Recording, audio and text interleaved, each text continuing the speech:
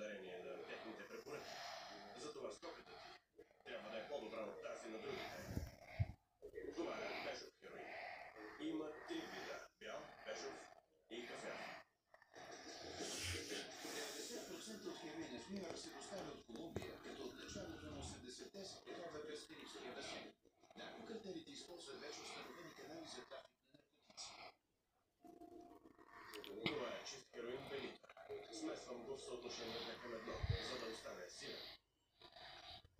Горчивият вкус винаги се усеща, но ефектът му е доста силен. Винаги го смесвам в една и съща пропорция, за да бъдат дозите еднакви като усещане.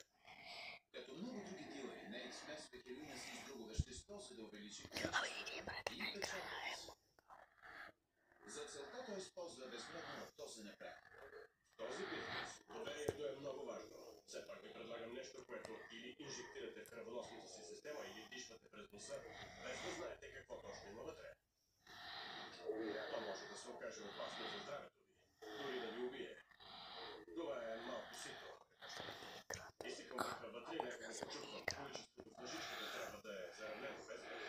Това са пликчета за проби. Те се сгъват и запечатват по определен начин. Вижте, тук дори сложих малко повече.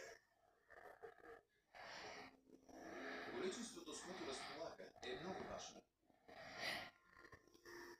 Предпочитам да не държа голямо количество в себе си, защото известно време след като бъде смесено с другото вещество, то започва да губи силата си. Всъщност, ако до 4 дни след приготвянето на нова пратка не се напродава, започвам да раздавам част от нея безплатно. Самото приготвяне на стоката обаче отнема часове, които прекарвам вкъщи. Това е дейност, която изисква пълна концентрация. Не мога междувременно да си седя на дивана и да си гледам телевизия. Всъщност, вероятно се питате защо не си намеря някаква истинска работа. Тук приготвих 300 дози.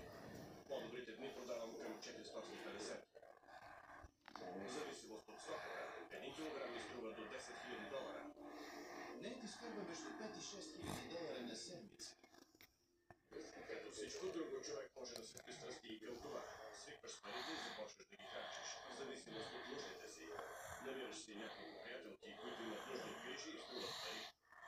Семейството ти също става по-алчно, защото осъзнава, че изкарваш повече пари и в резултат започваш да продаваш колкото се може повече, докато не те хванат.